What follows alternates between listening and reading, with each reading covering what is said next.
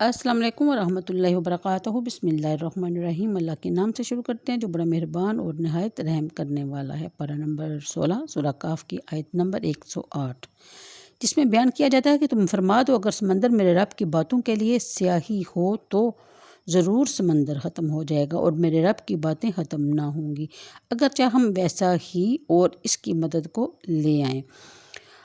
آگے بیان کیا جاتا ہے کہ تم فرماؤ ظاہر صورت بشرا میں تو تم جیسا ہی ہوں، مجھے وہی آتی ہے کہ تمہارا معبود ایک ہی معبود ہے۔ تم جسے اپنے رب سے ملنے کی امید ہو، اسے چاہیے کہ وہ نیک کام کرے اور اپنے رب کی بندگی میں کسی کو شریک نہ کرے۔ ان آیات کی تفسیر میں کچھ یوں بیان کیا گیا کہ مجھ پر بشرا اراز اور امراض طاری ہوتے ہیں، اور صورت اور خاصہ میں کوئی بھی آپ کا مثل نہیں کہ اللہ تعالیٰ نے آپ کو حسن و صورت میں بھی سب سے اعلیٰ اور بالا کیا، اور حقیقت اور روح باطن کے اعتبار سے تو تمام انبیاء اور صاف بشر سے اعلیٰ ہیں، جیسا کہ شفائے قاضی ایاز میں ہے کہ شیخ عبدالحق محدث دہلوی رحمۃ اللہ علیہ نے شرح مشکوہ میں فرمایا کہ انبیاء علیہ السلام کے جسام و ظواہر تو حد بشریت پر چھوڑ دیے گئے اور ان کی ارواح اور بواطن بشریت سے بالا اور ملا اعلیٰ سے متعلق ہیں۔ شاہ عبدالعزیز صاحب محدث دہلوی رحمۃ اللہ علیہ نے سورۃ دوحہ کی تفسیر میں فرمایا کہ آپ کی بشریت کا وجود اصلاح نہ رہے اور غلبہ انوار حق آپ پر لدوم حاصل ہو۔ بہرحال آپ کی ذات و کمالات میں آپ کا کوئی بھی مثل نہیں۔ اس آیت کریمہ میں آپ کو اپنی ظاہری صورت بشریہ کی بیان کا اظہار و توضیح کے لیے حکم فرمایا گیا۔ یہی فرمایا ہے کہ حضرت ابن عباس رضی اللہ تعالیٰ عنہما نے حاضر مسئلہ کسی کو جائز نہیں کہ حضور کو اپنے مثل بشر کے، کیونکہ جو کلمات اصحاب و عزت اور عظمت پا طریقات واضح فرماتے ہیں کہ ان کا کہنا دوسروں کے لیے روا نہیں ہوتا۔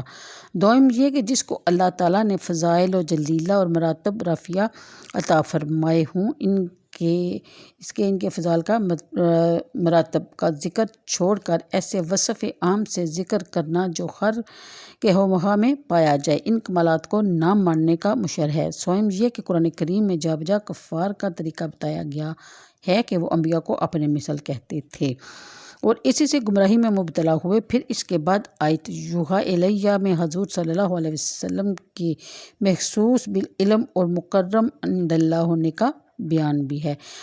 آگے بیان کیا جاتا ہے کہ اس کا کوئی شریک نہیں، یعنی کہ شرک اکبر سے بھی بچے اور ریا سے بھی بچے، جس کو شرک اصغر کہتے ہیں۔ مسلم شریف میں ہے کہ جو شخص سورہ کاف کی پہلی 10 آیتیں حفظ کرے، اللہ تعالیٰ اس کو فتنہ دجال سے محفوظ رکھے گا۔ یہ بھی حدیث شریف میں ہے کہ جو شخص سورہ کاف کو پڑھے اور 8 روز تک ہر فتنہ سے محفوظ رہے، اسی لیے ہر جمعے کو سورہ کاف پڑھنے کی تاکید کی جاتی ہے۔ تو آگے سورہ مریم شروع ہو رہی ہے۔ سورہ مریم کا ہم تھوڑا سا تعارف کریں گے۔ سورہ مریم مکیہ ہے، اس میں 6 رکوع 98 آیتیں 780 کلمے ہیں۔ آیت نمبر 1 کے مطابق یہ مذکور ہے تیرے رب کی اس رحمت کا جو اس نے اپنے بندے زکریا پر کی، جب اس نے اپنے رب کو آستہ سے پکارا، عرض کی اے میرے رب، میری ہڈی کمزور ہو گئی ہے اور میرے سر سے بڑھاپے کا ببو کا پھوٹا شعلہ چمکا۔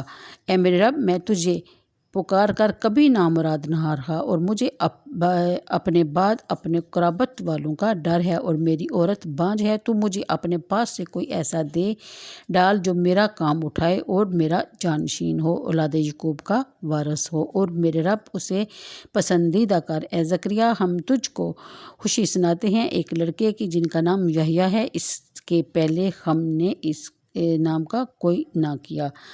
عرض کی اے میرے رب، میرا لڑکا کہاں سے ہوگا؟ میری عورت تو بانجھ ہے اور میں بڑھاپے سے سوکھ جانے کی حالت کو پہنچ چکا ہوں۔ آگے بیان کیا کہ فرمایا ایسا ہی ہے۔ تیرے رب نے فرمایا اور مجھے آسان ہے اور میں نے اس سے پہلے تجھے اس وقت بنایا جب تو کچھ بھی نہ تھا۔ عرض کی اے میرے رب، مجھے کوئی نشانی دے دے۔ فرمایا تیری نشانی یہ ہے کہ تو 3 رات دن لوگوں سے کلام نہ کرے، بھلا چنگا ہو کر تو اپنی قوم پر مسجد سے باہر آ۔